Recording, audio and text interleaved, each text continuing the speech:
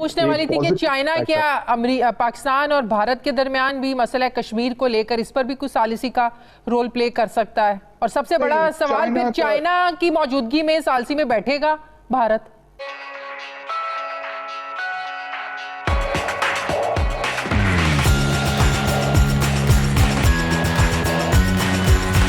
आई है उस खित्ते में जिस खित्ते में हमेशा अमेरिका ने अपने कदम जमाने की कोशिश की है। अमेरिका ने हमेशा अपना गलबा यहाँ पर रखा है, चाहे वो पाकिस्तान अफगानिस्तान के मामले को हम लेकर देखें, इस हिस्ट्री को देखें, इंडिया पाकिस्तान के ताल्लुकात, इस हिस्ट्री को देखें, हमेशा अमेरिका ही आगे रहा है।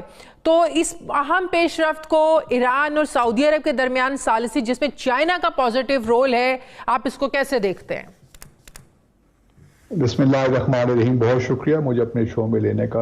ऑब्वियसली डेवलपमेंट तो बहुत पॉजिटिव है और ये एक इस वक्त जो कोल्ड वॉर के ख़त्म होने के बाद जो सूरत हाल डेवलप हो रही है, चाइना एक राइजिंग पावर बन रहा है, उसकी तकरीबन इस वक्त 19 ट्रिलियन की इकॉनमी है, तो उसके लिए स्पेस बहुत बढ़ रही है। दूसरी तरफ अमेरिका के लिए जब से ईरान में इस्लामी रेवोल्यूशन आया 1979 से, ऑब्वियसली अमेरिका के लिए बहुत से मसाइल पैदा हुए और हमने देखा कि 1979 के बाद जो ताल्लुकात में कशीदगी आई ईरान और अमेरिका के दरमियान, उसने भी एक रोल प्ले किया है आज जहां हम खड़े हैं। फिर ईरान का ऑब्वियसली न्यूक्लियर वेपन्स प्रोग्राम भी एक बहुत बड़ा खतरा महसूस किया गया इसराइल के लिए भी और अमेरिका के लिए। फिर 2015 में एक डील भी हुई।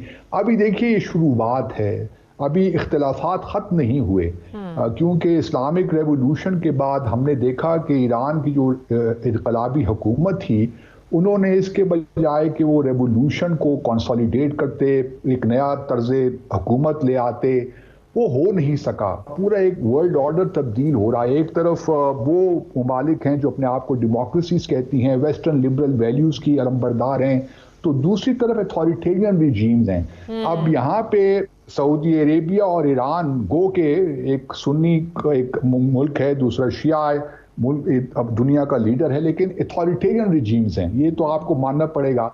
दूसरी तरफ चाइना और उनके सिस्टम्स भी ऑटोक्रेटिक हैं, रशिया हो चाइना हो, तो एक लिहाज से इस वक्त शिफ्टिंग हो रही है।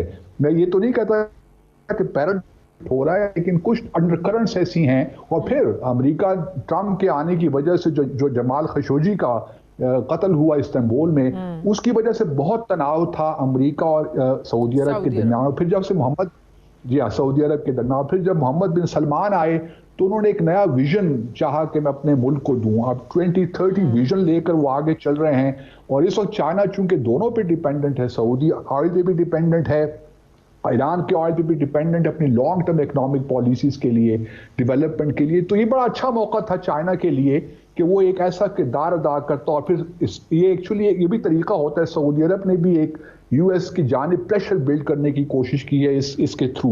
अब देखना आगे ये है कि आया सऊदी अरब का क्या पर्सपेक्टिव होता है। यही मैं आपसे पूछने वाली थी कि एक तरफ अमेरिका के सामने चाइना खड़ा है, जिसे अमेरिका इस वक्त अपना मुस्तकबिल के हवाले से बहुत बड़ा हरीफ देख रहा है कि आने वाले वक्तों में चाइना सुपर पावर बनने जा रहा है, और चाहे वो मुआशी हालात से हों, दूसरी ताकत के लिहाज से हों, तो अमेरिका को हमेशा चाइना खटकता है। और दूसरी तरफ अमेरिका ने हमेशा ईरान को भी दबाने की कोशिश की है, उसके जौहरी सलाहियतों का जो सिस्टम है, जौहरी निज़ाम को लेकर उसको भी दबाने की कोशिश की है।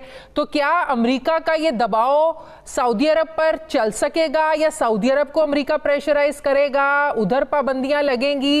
ये कुछ ऐसी चेंजिंग्स आप देख रहे हैं कि अमेरिका इन ममालिक पर ज्यादा पाबंदियां लगाएगा? नहीं, सऊदी अरब पे तो पाबंदियां नहीं लगाएगा, क्योंकि अभी भी स्पेस अमेरिका के पास है, क्योंकि सऊदी अरब की बहुत डिपेंडेंस है अमरीकी सारे असलह पे। फिर इसराइल आप जानती हैं कि उनके ताल्लुकात भी अब्राहम अकॉर्ड्स के बाद बहुत से खलीजी ममालिक के साथ इस्तवार हो गए, डिप्लोमेटिक रिलेशंस भी हो गए। सिर्फ सऊदी अरेबिया एक इम्पॉर्टेंट कंट्री है जो इस वक्त उसने इसराइल के साथ अभी तक उसको रिकग्नाइज तस्लीम भी नहीं किया। तो अभी यूएस के पास स्पेस ख़त्म नहीं हुई, ये कहना कबल अज़ वक्त होगा मेरे हिसाब से। अभी बहुत से इफ एंड बट्स हैं। अभी तो देखिए ना, सिर्फ 2 महीने में जो एम्बेसीज होंगी वो ऑपरेशनल होंगी। उसके बाद ये कमिट किया गया है कि हम एक दूसरे के मामलात में दखलंदाजी नहीं करेंगे।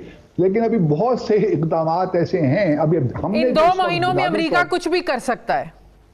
इन अदर वर्ड्स, अमेरिकी ताल्लुकात तो एम्बेसीज तो ऑपरेशनलाइज हो जाएंगी, इसमें कोई शक नहीं है, लेकिन ये देखिए ना, ताल्लुकात में एक लॉन्ग टर्म चीजें ये होती हैं।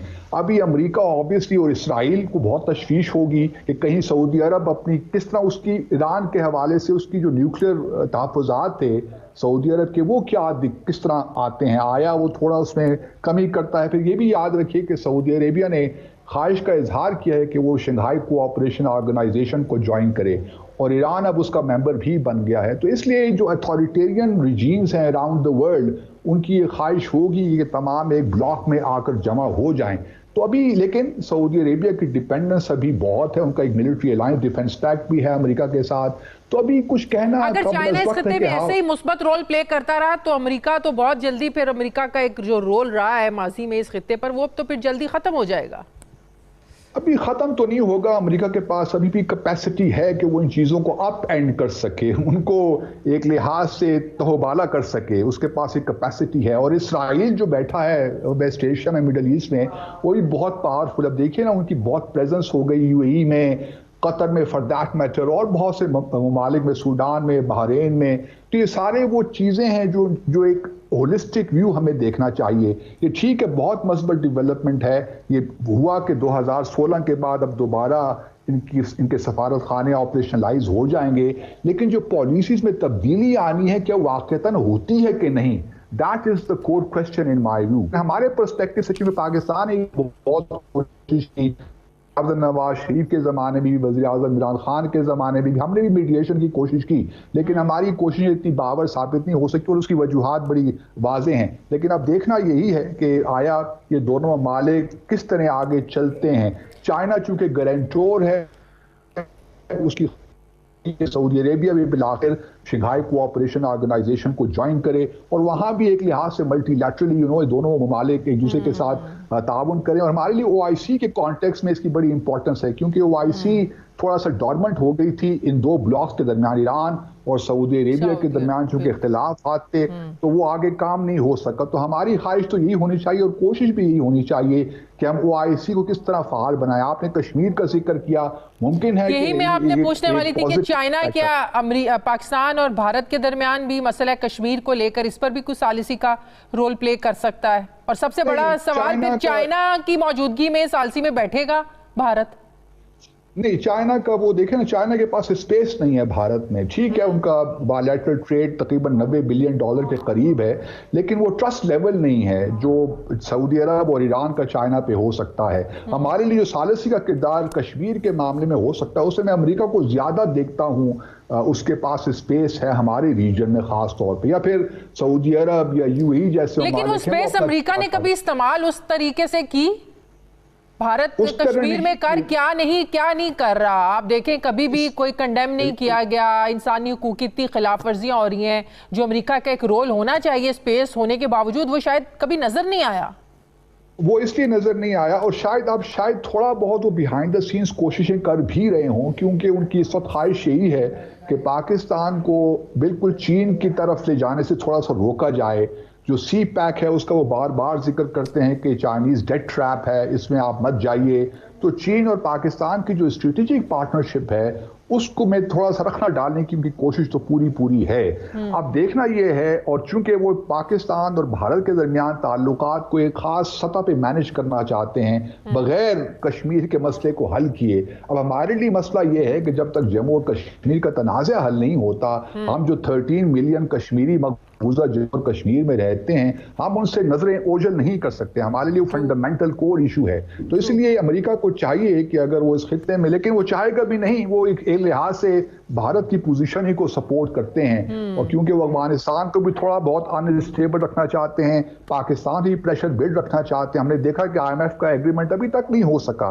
अगर अमेरिका चाहता तो क्या मुश्किल थी, ये जो स्टाफ लेवल एग्रीमेंट ये भी तक नहीं हो सका। तो हमें थोड़ा बहुत होलिस्टिकली देखना